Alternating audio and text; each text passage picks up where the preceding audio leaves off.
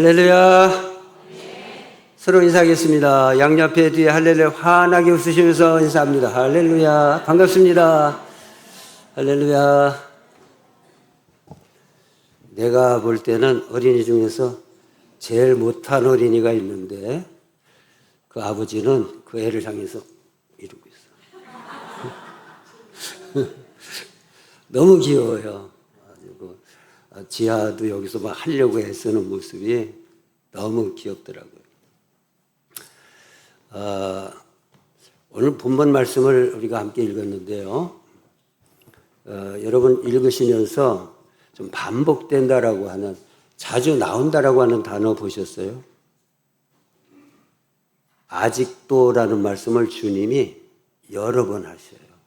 아직도, 아직도. 그래서 저는 마지막 21절에 결론적으로 예수님께서 제자들을 향해서 아직도 깨닫지 못하느냐? 이 말씀을 오늘 우리 귀에 들려주시는 주님의 음성이 아닌가. 이것은 2000년 전에 제자들에게 책망하신 것이 아니라 우리의 상황, 우리가 어떻게 살고 어떻게 판단하고 어떻게 선택하고 또 어떻게 신앙생활하는가를 보면서 아직도야? 이런 말씀을 주님이 혹시나 우리를 향해서 하지 않으실까 이런 생각을 해봅니다. 제가 웃자고 지어낸 그 이야기라고 생각은 하지만 진짜로 있었던 일일 수도 있어요. 진짜로 일어날 수도 있고요. 언젠가 지긋한 중년 신사가 모처럼 택시를 타고 택시 기사에게 말을 했습니다. 서울역으로 갑시다. 그래서 택시기사가 예, 서울역 알았습니다. 그리고 출발했어요. 출발했는데 이 손님이 가만 꼴뚜리 생각하더니 내가 어디로 가자고 그랬지? 어디로 가는 거지? 이게 갑자기 생각이 안 났다는 거예요. 그래서 기사에게 물어봤습니다. 기사 양반, 내가 지금 어디로 가자고 그랬는지, 어디로 가자고 가는 겁니까? 물어봤더니 기사가 깜짝 놀라서 뒤를 돌아보면서 언제 계셨어요? 이렇게 하더라는 거예요. 그뿐만이 아니라 우리가 내가 뭔가를 위해서 갔는데 가는 길에 잊어버릴 수도 있어요. 가는 길에. 사람의 건망증이 있거든요. 어떤 사람이 출근하는 길에 뭐 중요한 거 놓고 온 게 있어가지고 그래서 급하게 집에 와서 그걸 가지고 가려고 집에 들어왔어요. 근데 집에 들어오는 순간에 뭘 가지러 왔는지를 잊어버린 거예요. 그래가지고 내가 뭘 가지러 왔지? 앞만 찾다가 못 찾아가지고 그냥 갔다는 그러한 이야기도 있고요. 어떤 사람은 더 심한 사람이 있습니다. 친구에게 전화를 걸었어요. 친구에게 전화를 걸었는데 그 신호가 주고받는 동안에 누구한테 전화를 거는지 잊어버린 거예요. 그래서 신호가 갔는데 그래서 전화기를 들고 당황이 됐어요. 내가 누구한테 전화한 거지? 그래서 전화기를 들고 말합니다. 여보세요? 전화 받으시는 분 누구시죠? 이렇게 물어봤다는 거예요. 저는 상대방을 잊어버린 적은 없지만 전화해놓고 내가 중요한 거 뭐 전하려고 했었는데 그거 생각이 안 나가지고 그냥 전화 안부만 묻고 끊은 적이 있어요. 우리 사람에게는 건망증이 있어요. 근데 어떤 거는 잊어버려도 돼. 어떤 건 잊어버리는 게 더 좋을 수도 있어요. 그래서 우리에게 잊어버린다는 것은 하나의 은혜이기도 한 거죠. 근데 잊어버림으로 말미암아서 손해보는 것도 많이 있다는 걸 알아야 됩니다. 오늘 본문의 말씀을 보면 본문의 이야기는 바로 제자들이 깜빡하고 잊어버려서 항상 여행을 할 때마다 이 도시락을 챙겼거든요. 그들의 도시락은 떡이에요. 그래서 떡을 숫자대로 항상 준비를 해서 일용할 양식으로 언제나 이 제자들이 준비가 되어 있어야 되는 거죠. 자, 그런데 제자들이 떡 가지고 오는 것을 깜빡 잊어버려서 배 안에 있었는데 배 안에서 깨달은 게 뭐냐? 떡이 한 개밖에 없다는 걸 알았어요. 그래서 서로 수군거립니다. 어떡하지? 우리가 떡 가져오는 걸 잊어버렸네? 떡 가져오는 걸 잊어버렸어. 하나밖에 없네? 어떡하지? 누구 책임이야? 아마 이러면서 수군거렸던 거예요. 오늘 이 중요한 말씀은 그 건망증, 이 제자들이 잊어버린 이 일에 대해서 이 사건이 이어져 나가게 되는 것입니다. 예수님은 제자들과 함께 배에 올라 건너편으로 항해하는 중이었습니다. 갈릴리 바다 늘 건너서 저쪽 건너편으로 가려면 또 배를 타고 가기도 하고 또 저 옆쪽 마을로 해도 배 타고 이동해서 가기도 하고 이렇게 해서 교통수단인데 예수님은 제자들과 함께 배에 올라 건너편으로 항해하는 중인데 배에 오르기 전에 두 동네에서 어떤 일들이 있었느냐면 큰 무리들이 예수님과 함께 있은 지가 사흘이나 된 거예요. 그러니까 몇천 명 되는 사람들이 예수님과 함께 말씀 듣고 또 고쳐주기도 하고 이런 과정이 사흘씩이나 지났는데 그들이 사흘 동안 음식을 다 준비하고 왔겠어요? 그러니까 굶으면서 있기도 하고 이제 다 돌아가서 이제 집으로 돌려보내야 되는데 걱정이 되는 거예요. 왜냐하면 너무 기진맥진해가지고 굶어서 가다가 쓰러지면 어떡하지? 이런 염려 때문에 예수님께서는 그들을 먹여서 보내기로 그래서 떡 몇 개가 있느냐? 7개가 있는 거예요. 그래서 떡 7개를 가지고 예수님이 축사하시고 그들에게 나눠줬어요. 그랬더니 4,000명이 실컷 먹고 남은 거를 거두었더니 광주리로 7개가 남은 거예요. 7광주리가. 그런 표적이 나타난 이것은 하나님의 아들이 아니면 하나님이 아니시라면 도저히 일어날 수 없는 일이거든요. 그렇다면은 이 표적을 보는 모든 사람에게는 하나님의 아들이신 예수님에 대한 신앙 고백이 생겨야 되겠죠. 예. 자, 그래서 예수님께서는 그들에게 이와 같이 떡을 실컷 먹여주고 그들이 이 표적을 경험하게 되고 돌아갔던 것입니다. 그리고 나서 예수님은 그들이 돌아가는 걸 보고 바로 옆 동네로 가까운 곳으로 배를 타고 이동하셨어요. 그랬더니 거기에서 어떤 사람들이 예수님에게 나오느냐면은 바리새인들이 예수님에게 나온 거예요. 바리새인들이 예수님에게 나와서 은혜 받고 깨닫는 사람은 아주 극히 드물잖아요. 나오는 목적이 대부분 악한 생각 품고 오는 거예요. 교만해가지고. 자기들이 더 대우받아야 되고 또 자기들의 생각이 옳고 이런 것에 대한 마음이 있는 거죠. 이들이 예수님께 나오면서 예수님에게 요구하는 게 있습니다. 뭐를 요구했냐면은 말하자면 당신이 하나님의 아들이라고? 메시아라고? 그렇다면은 표적을 보여라. 표적을 우리에게 보여줘라. 이렇게 말하니까 이것은 그들이 표적을 보고 믿으려고 하는 믿음의 자세가 아니라 예수님을 괴롭히려고 하는 생트집을 잡으려고 하는 이러한 목적으로 예수님에게 표적을 요구하는 거예요. 예? 예수님이 그걸 다 아시잖아요. 예수님께서 그들의 모습을 보면서 예수님이 마음속으로 탄식하셨다. 그들의 모습이 예수님 보실 때는 고민덩어리예요. 탄식을 자아내게 하는 그런 교만한 사람들이었다 이 말이죠. 믿으려고 하는 게 아니라 생트집을 잡으려고 그러고.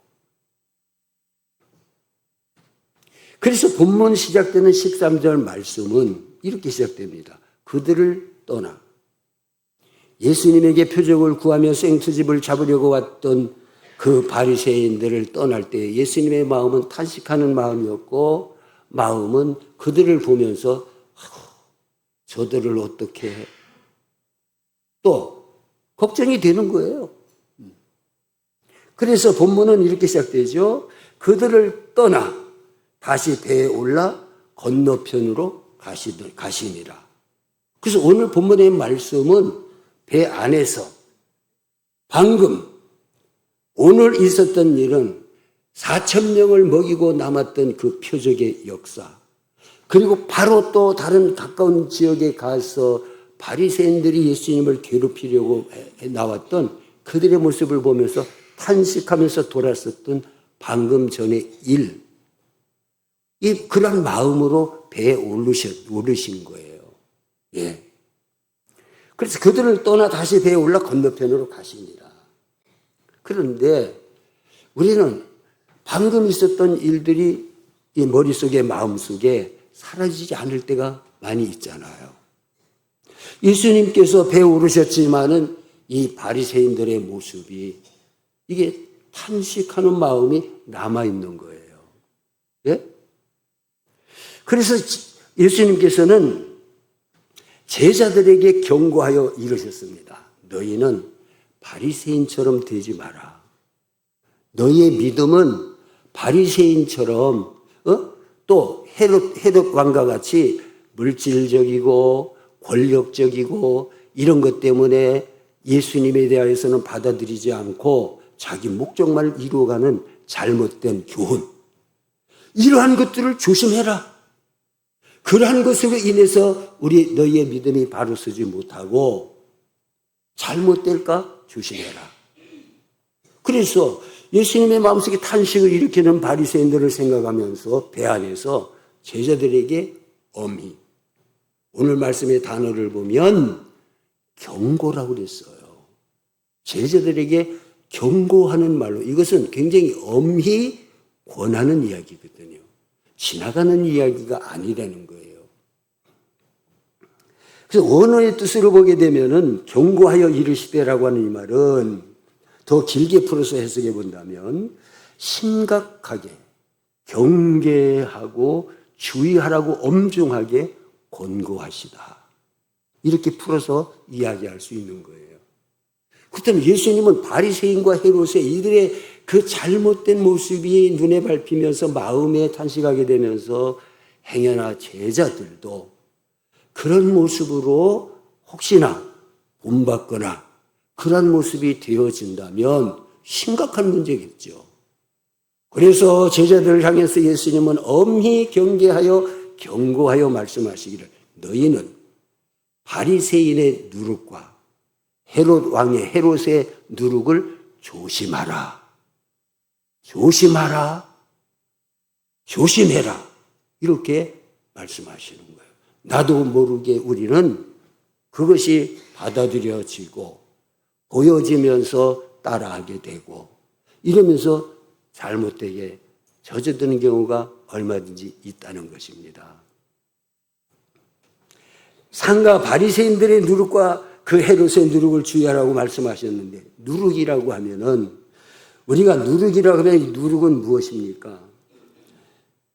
그런데 제자들은 예수님이 누룩이라고 하는 말씀을 하시니까 누룩하면 제일 먼저 연결돼서 떠오르는 것이 떡이에요, 떡.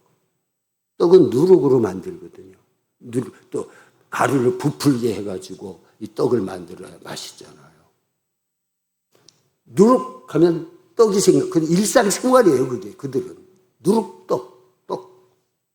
그래서 6월절에도 누룩 없는 떡을 먹으라 하는 말씀도 거기서 나오고.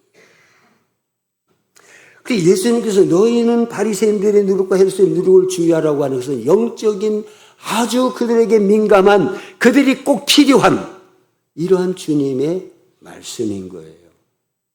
그런데 제자들은 누룩이라고 하는 말을 들을 때 예수님의 주시는 말씀대로 이해를 못하고 깨닫지를 못한 거예요.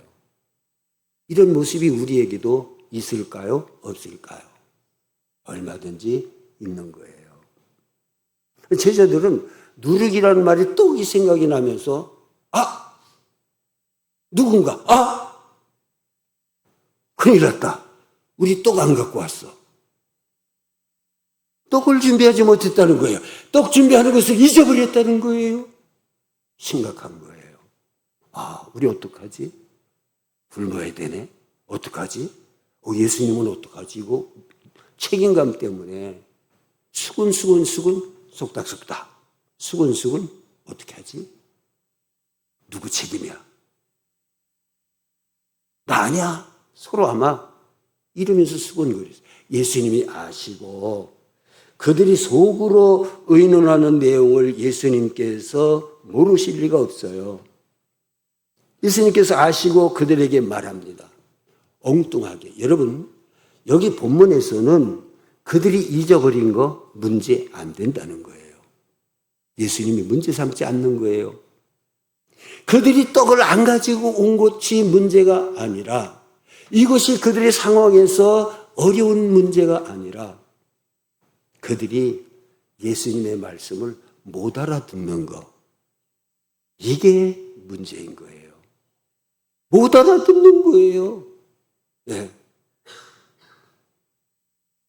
그래서 예수님이 말씀하십니다. 너희가 어찌 떡이 없으므로 수군거리느냐. 아직도 알지 못하며 깨닫지 못하느냐? 너희 마음이 둔하냐? 너희가 눈이 있어도 보지 못하며 너희가 귀가 있어도 듣지 못하니 마음이 둔하냐? 묻는 거예요. 들을 때에 깨닫는 은혜가 있기를 바랍니다. 볼 때에 아멘으로 감탄의 은혜가 있기를 축복합니다. 또 기억하지 못하느냐? 그리고 예수님께서 그들에게 묻습니다. 저는 여기서 내가라고 하는 이 말씀은 제자들에게 내가 여기 있다. 응? 내가 누구냐? 이거 강조하시는 거예요. 그래서 예수님 그들에게 말씀하십니다. 내가 자랑하는 거 아니에요? 내가 떡 5개를 5,000명에게 떼어줄 때에 조각 남은 거 몇 바구니 되냐? 제자들이 대답합니다. 그것도 모를까 봐요. 12바구니요. 그래. 그러면은 떡 7개를 가지고 4,000명을 먹이고 남은 광주리가 몇 광주리냐? 제자들이 자신 있게 대답합니다. 7이요. 여기서 우리가 깨달아야 될 것이 무엇입니까? 예수님이 말씀하시는 내가 한 일을 너희가 보지 않았느냐? 내가 할 때에 그 문제들이 어떻게 해결됐는지를 너희들이 보지 않았느냐? 지금 너희 앞에 내가 있지 아니하냐? 내가 있지 아니하냐? 이 배에 내가 너희와 함께 있지 아니하냐? 잊지 마라 이 말이죠. 오늘 우리는 주님이 함께 하시는 것을 잊지 말아야 될 줄로 믿습니다.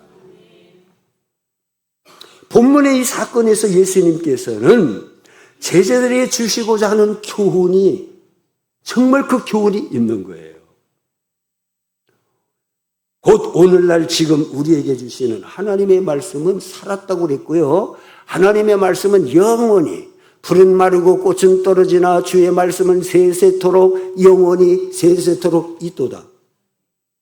이 말씀은 당시에 갈릴리 바다의 배 안에서 통통거리는 배 안에서 일어난 사건이 아니라 오늘 여기에서 우리들을 보시면서 이 자리에서 이 말씀 증거하는 시간에 여러분들에게 깨닫게 하시고자 하시는 주님의 말씀으로 듣게 되기를 축복합니다. 바로 마지막 21절의 말씀입니다. 이르시되 아직도 깨닫지 못하느냐? 아직도 깨닫지 못하느냐? 한번 따라합시다. 아직도 깨닫지 못하느냐? 아멘 합시다. 네. 아직도 옛날 그대로야? 응? 설교 많이 들었잖아. 교회 생활 오래 했다면서 열심히 믿음 생활 했다면서 아직도 옛날이랑 똑같아? 똑같은 얘기예요. 왜 아직도 깨닫지 못하느냐는 거예요. 오늘 이 말씀은 첫째로 왜 깨닫지 못하느냐, 깨닫지 못함에 대해서 탄식하시면서 책망하시면서 요구하시는 주님의 이 말씀은 어떤 것들을 담고 있을까요? 깨달아야 될 게 무엇일까요? 어떤 것들일까요? 예수님의 말씀을 들으면서 제자들이 깨닫지 못해가지고 먹을 떡을 생각하고 물질을 생각하고 딴 것을 생각하다가 예수님이 주시는 교훈을 놓쳐버리고 깨닫지 못하고 알지 못하고 지나쳐버리지 않았습니까? 예? 그들은 지금까지 수많은 그런 일들 가운데 주님과 함께 온 사람들이에요.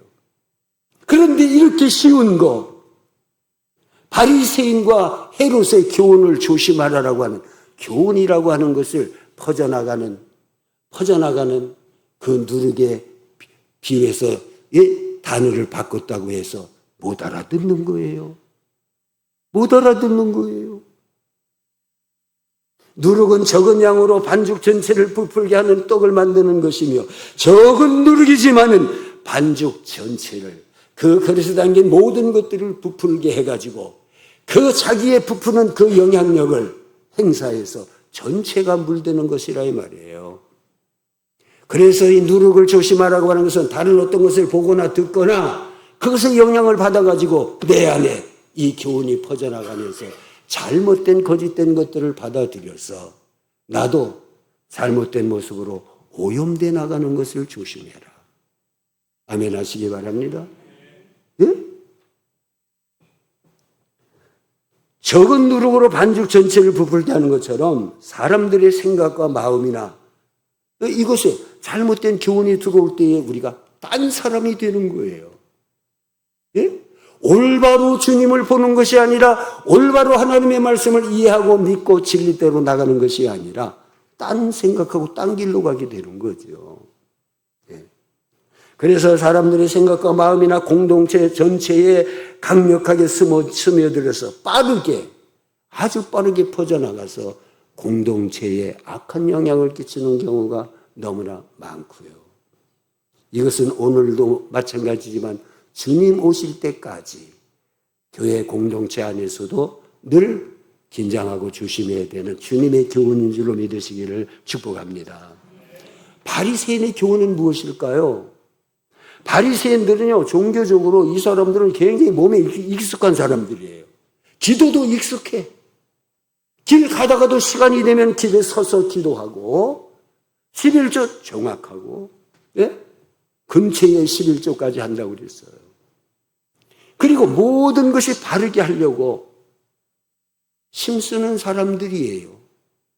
그런데 그들의 문제점은 무엇이냐? 형식주의에 빠져 있다는 거예요. 형식주의.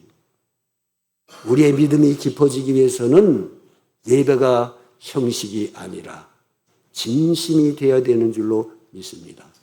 그러므로 하나님은 영이시니 예배하는 자가 영과 진리로 예배할지니라. 이 은혜가 우리 가운데 있어야 될 줄로 믿습니다. 바리새인들을 보고 배우면 그들을 따라가게 된다는 거예요.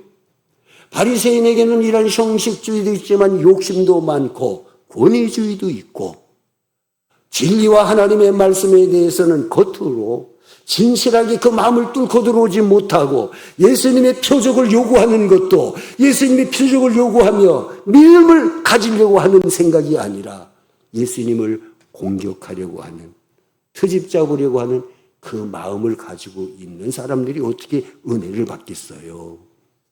그래서 우리는 이 말씀의 은혜가 되어야 됩니다. 우리 속에 바리새인의 누룩은 없는가? 헤롯의 누룩, 물질주의와 권세주의와 권과 힘과 이것을 내세우면서 그 앞에서 진리를 받아들여야 될 순간에도 그거 앞장서가지고 안 돼. 믿음으로 들어서지 못하는 그러한 생각과 습관을 버리라 이 말이죠. 조심하지 않으면 나도 모르게 이러한 여러 가지 교훈들이 세상의 모든 유행과 모든 이 세대의 교훈들이 세상적으로 볼 땐 바르다고 생각하는 것조차도 어떤 때는 우리의 믿음 생활에는 우리의 믿음에 해를 끼치고 공동체에 해를 끼치는 일들이 얼마든지 있으니 믿음으로, 말씀으로 바르게 서시기를 축복합니다.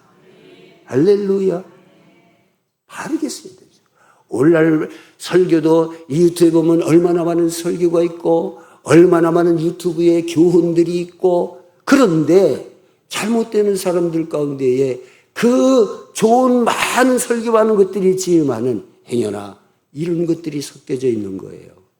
바리새인과 같은 잘못된 누룩들이 있어가지고 어떤 사람은 바르게 신앙생활하던 사람이 이거 아니잖아, 이거 아닌 거야? 그리고는 딴 길로 가는 사람이 있고요. 이거 멀리 얘기할 거 없어요. 우리 주변에 있잖아요. 예. 그러면 우리는 교훈을 받는 일에도 근신해야 돼요. 듣는 대로 다 받아들인 것이 아니라 말씀으로, 성령의 은혜로 바르게. 그래서 우리가 정말 주님 생각과 같은 생각이 되고 주님 말씀과 같은 노선이 되고, 할렐루야. 그래서 무엇을 하더니 말할 때도 주님께서 잘했어, 이런 마인드가 되고, 이렇게 해서 잘못된 누룩에 오염된 것이 아니라 말씀에 충실한 성도들이 되시기를 축복합니다. 왜 아직도 깨닫지 못하느냐고 주님의 말씀은 또한 예수님의 말씀을 깨닫지 못하는 것에 대해서 아직도 깨닫지 못하느냐고 말씀하고 있는 거예요. 아직도.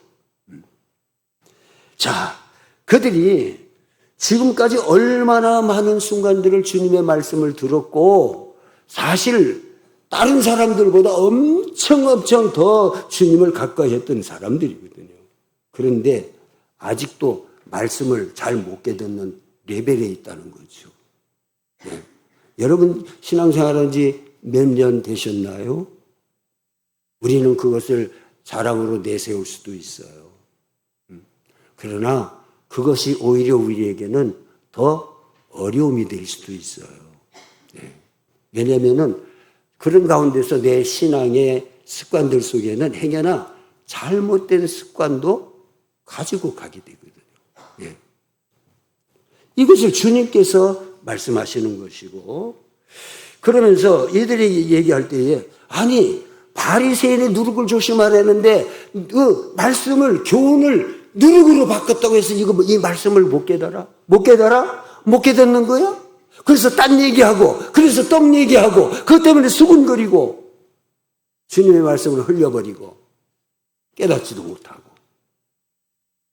서기에 경을 읽는 것처럼 왜 깨닫지를 못하느냐? 여러분 귀를 쫑긋이 열고 말씀에 집중하시기를 바랍니다. 할렐루야. 그러니까 딴 말하고 딴 길로 가고 딴 걸 중요시하면서 수군거리고 주님이 의도하지 않은 것 가지고 염려하고 걱정하고 책임감을 느끼고 그러는 거예요. 방향이 달라지는 거예요. 엠마오로 가던 제자들이 충실한 사람들이에요. 정말 주님을 따라서 평생 나는 주님만 따라갈 거야, 말씀 붙잡고 나는 사명 따라 살 거야 결단하고 결심하고 주님을 따랐던 그러한 제자, 12제자 가운데는 아니지만은 정말 이 70인 제자 가운데 아주 가까운 제자들이 아니었겠습니까? 그런데 왜 그들이 이 성경에서 예수님이 오시고 하나님이 보내주시고 오시는 목적은 우리를 대속하여 죽으시고 예수님이 십자가에 내가 죽을 것이다, 그러나 내가 사흘 만에 살아나야 하리라. 이것은 우리를 구원하는 대승리예요. 예수님이 십자가에 죽으셔야 됩니까? 안 죽으셔야 됩니까? 예? 예수님 그때 당시 예수님 십자가 죽지 않게 해주세요, 여러분 그렇게 기도하겠습니까? 그러니까 몰라서 그 기도가 나오는 거예요. 베드로도 모르니까 주여 그리하지 마소서, 편안한 길 가세요, 이 말이 나오는 거예요. 그게 얼마나 중요한데요. 예. 근데 엠마오 제자들이 예수님에 대한 메시아로 믿고 알고 그렇게 지금까지 따랐는데 십자가 사건으로 인해서 그들에게는 절망감이 생긴 거예요. 왜 그랬을까요? 하나님의 말씀을 알기는 아는데 깨닫지를 못했던 거죠. 그래서 하나님의 말씀을 왜 깨달아야 되느냐? 깨닫지 못하면 딴 길 가는 거예요. 딴 말 하는 거예요. 다른 데 신경 쓰는 거예요. 길도 아예 딴 길로 가서 망하는 길로. 엠마오로 가서 내가 모든 신앙과 내가 모든 바랬던 소망과 내가 가졌던 모든 그런 비전과 내게 주셨던 모든 사명 다 떨쳐버리고 엠마오로 가서 농사나 짓겠다는 거 아니겠어요? 예. 왜? 하나님의 말씀을 깨닫지를 못하니까 오해하고 절망하고 슬퍼하고 낙심하고 딴 길 가는 거예요. 깨달으시기를 바랍니다. 예. 오병이어 떡 때문에 예수님께 나왔던 사람들, 예? 떡 먹고 너무 좋았잖아요. 근데 예수님을 그렇다면은 영의 눈이 트여지고 레벨이 좀 한 단계 올라가야 되지 않겠습니까? 세상에 이 많은 사람을 떡으로 배부르게 먹일 수 있는 세상에 이런 사람이 있어요 없어요? 없잖아요. 그러면 그들이 떡을 배부렸을 때에 우리는 하나님을 만났다. 하나님의 아들이시다. 고백하면서 영적인 레벨로 자기를 끌어올려야 되지 않겠습니까? 그래야 되잖아요. 나아져야 되잖아요. 그런데 그들이 예수님을 따랐던 이유가 뭐냐? 떡을 먹고 배불렀기 때문에. 또 배고파지니까 가서 실컷 먹고 싶어. 예수님 어디 계시지? 떡 먹고 싶어. 물질, 양식 이러한 것을 찾아서 예수님을 찾다 보니까 만족하지 못하고 예수님이 그들에게 말씀하시기를 너희가 나를 찾아온 이유가 뭐냐? 표적을 보았기 때문에 나를 메시아로 하나님의 아들로 그렇게 찾는 게 아니라 떡을 먹고 배불렀기 때문에 또 떡을 먹기 위해서 나를 찾은 것이 아니냐. 너희 조상들을 보아라. 광야에서 저들이 떡을 먹고 만나를 먹었지만 그러나 다 죽었다. 그러나 너희에게 먹고 죽지 아니할 양식이 있으니 생명의 떡이로다. 내가 곧 너희로 하여금 영원히 살게 하는 생명의 떡이다. 할렐루야. 이거 깨달아야 되지 않겠어요? 못 깨달으니까 떠나는 거예요. 필요 없어. 만족이 안 돼. 그리고 다 떠나버렸어요. 다 떠나버렸다고 그랬어요. 예? 그러므로 오늘 우리는 이 말씀을 통해서도 마찬가지예요. 바로 깨달아야 우리가 바로 살고 말씀을 바르게 깨달아야 은혜 생활하고 할렐루야. 할렐루야. 이런 은혜를 구하시기를 축복합니다. 그리고 왜 깨닫지 못하느냐고는 주님의 말씀 속에서는요. 말씀만 깨닫는 정도가 아니에요. 문제들 속에서 왜 옛날이나 지금이나 문제를 해결하고 문제를 받아들이는 입장에서 조금도 믿음의 진보가 없이 옛날이나 지금이나 같은 방법으로 문제를 바라보고 문제를 해결하려고 문제 속에서 허덕이고 근심하고 걱정하고 염려하고 두려워하고 왜 아직도 내가 거기에 있느냐 이 말이에요. 아직도. 이것은 제자들에게도 주신 말씀이지만 오늘 저에게도 우리 장로님들에게도 권사님이나 모든 직분자들 오늘 이 말씀 듣는 모든 분들에게 주님께서 주시고 싶은 말씀이지 않겠습니까? 왜 거기 아직도 머무르고 있느냐? 왜 아직도? 왜 아직도 깨닫지 못하고 아직도 앞으로 나가지 못하고 아직도 깊어지지 못하고 아직도 어린애처럼 왜 아직도 문제들 속에서 예수님을 확실하게 붙잡고 신뢰하지 못하고 갈팡질팡하고 그렇게 아직도 그런 수준에 있느냐 이 말이에요. 그러면서 예수님께서는 오병이어의 사건을 말씀하시고 7병이어의 사건을 말씀하시면서 내가 나눠줄 때 그들이 얼마큼 먹고 얼마큼 남았느냐. 그때에 내가라고 하는 말씀을 강조하시는 거예요. 다른 말씀은 몰라도 내가라고 하시는 주님을 놓치면 안 되는 거예요. 아멘 하시기 바랍니다. 성경 읽으면서 예수님 놓치면 안 되는 거잖아요. 근데 예수님이 여기 계시는 거예요. 그들과 함께 있는 거예요. 어떤 분이? 하나님의 아들이. 하나님이신 예수님이 그 표적으로 얼마든지 4,000명, 5,000명 먹이고도 충분하게 더 넘치도록 남게 하신 하나님만이 하실 수 있는 그 일을 행하신 그 어느 것도 문제가 그분 앞엔 될 수가 없는 그분이 지금 여기 그들과 함께 있는 거예요. 아멘 하시기 바랍니다. 이게 우리가 세상을 살아가면서 주님을 보아야 하는 믿음의 눈인 거예요. 왜 아직도 그걸 깨닫지 못해? 얼마나 많은 설교를 듣고 은혜를 받았습니까? 얼마나 많은 아멘을 아멘 아멘 하며 우리는 은혜를 받았습니까? 기도하면서 개인적인 응답에서 체험을 얻기도 했고요. 얼마나 많은 횟수와 많은 시간 동안을 기도해 왔습니까? 그러나 문제를 해결하는 일들 앞에서 왜 아직까지도 우리는 더 나아가지를 못하고 예수님 말씀대로 아직도 거기에 있느냐 이 말이에요.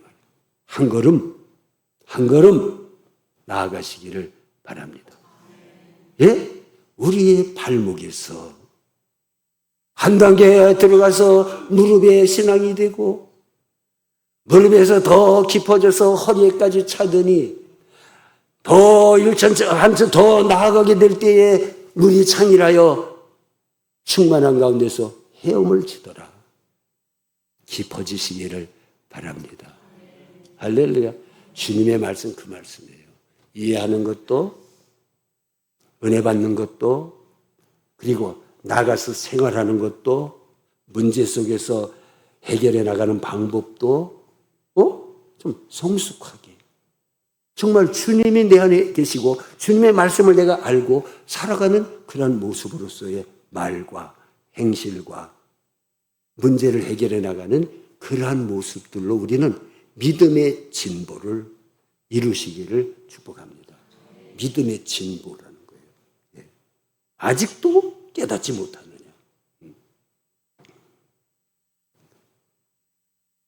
영적으로 마지막으로 둔하여지지 말라는 거예요. 이 말씀을 여러분 꼭 새기세요. 우리가 신경 안 쓰고요.